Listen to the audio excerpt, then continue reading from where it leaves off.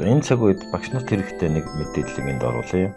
Microsoft PowerPoint 2019 цуврал хичээлээс нэг техникийг та нарт танилцуулж байна. Цахим бичил хийхэд үргэлж ашигладаг нэг чухал технологи байдаг. За энэ нь англиар screencasting буюу монголоор дэлгэцийн бичлэгийн технологи юм. За энэ видеоны эхний хэсэгт PowerPoint програмаар компьютерийн дэлгэц дээр гарч байгаа зүйлийг бичлэг болгон мөн MP4 болгон хадгалах тухай техникийг үзэх болно. За одоо шинээр blank slide үүсгэе. Интернет хөтөлбөрөөр сургалтын нөөц гэсэн Facebook пэйжийг танилцуулах дэлгэцийн бичлэг хий гэж үзье. За ингэхийн тулд Insert tab дээр тавшаад Screen Recording гэсэн tab дээр тавшина. За дэлгэц маань сааралтай болж ирж байгаагаа бичлэг хийх интернет хөтөлбөрийг одоо дуудъя. За энд сургалтын нөөц Facebook пэйж нэгдсэн харагдаж байна. За cover зургийн оронд богино хэмжээний танилцуулгын видео гарч байна. Select Area гэсэн айкон дээр товшоход маузны сум хэрэгс тэмдэг болгон хувирсан байна. Яг аль хэсгийг дэлгэцнээс бичиж явахыг зааж өгье, select хийж өгье. За ингэхийн тулд зүүн дээд булангаас маузны хэрэгс сумыг авээчин дарангаа баруун доод булан хүртэл дөрвөлжин хүрээ татаж өгч байна. За ингээд маузныхаа товчийг судлахад улаан тасархай зураас өхөд дөрвөлжин үүссэн ба энэ дөрвөлжин доторх зүйлсүүд нь тодорсон харагдаж байна. За өөрөөр хэлбэл дөрвөлжин доторх дэлгэцээр гарч байгаа зүйлсийг бичнэ гэсэн үг юм. За зэрэг аудио бичлэгийг явуулж болно. За тэгвэл аудио гэсэн айкон дээр товшиж идэвхжүүлнэ. Одоо record гэсэн улаан дугуй айкон дээр товшиж бичлэгийг эхлүүлье.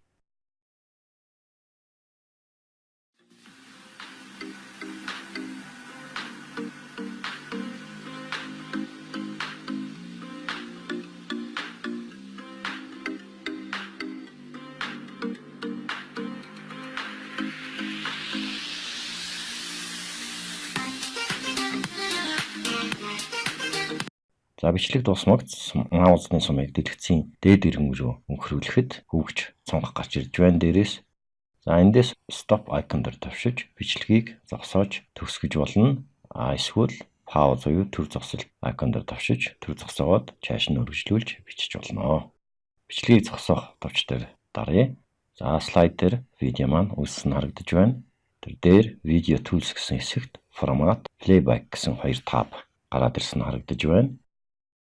Format tab дээр тавшаад харвал өөрчлөлт тохируулгууд хийж болох нь эндээс харагдаж байна. За одоо playback tab дээр тавшия. Видеог дэлгэц дүрэнд тоглуулна гэвэл play full screen гэсэн сонголтыг хийж өгнө. Slide солигдоход шууд тоглуулна гэвэл start mode-ноос автоматар тоглуулах төлөвийг өгч болно.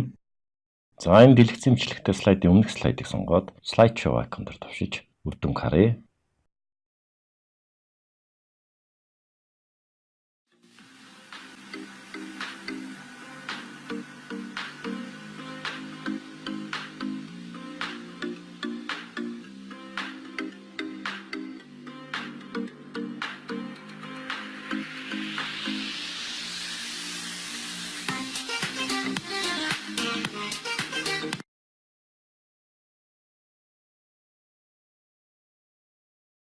За ийм байдлаар PowerPoint програм дэлгэцийн бичлэг хэрхэн хийх техникийг үзлээ. За дэлгэцийн бичлэгийн видеог хадгалахын тулд уг видео дээр маусны баруун товчийг товшоод Save Media As гэсэн командыг сонгоно. За хадгалах газараа зааж өгөөд нэр өгөөд MP4 форматаар хадгална. За бид нар Media гэсэн нэр өгөөд хадгалъя. Дасгалын явцсанд Slideshow icon дээр товшин видеон дээр маусны сумыг өнхрүүлэхэд за тэр доорхон хэсэгт видео тоглуулагчийн удирдлагын товчнууд харагдаж байна. За энийг харагдуулахгүй болохын тулд Escape товчийг товшоод Slideshow tab дээр товшия. За энд Show Media Controls гэсэн идэвхжүүлэг байж байна.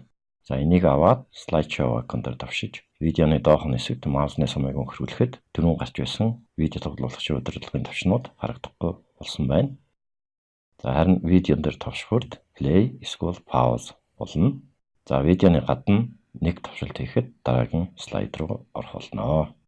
За ийм байдлаар эхний хэсгээр бид нар screencasting буюу дэлгэцийн бичлэгийн тухай технологиг товчхон үзлээ.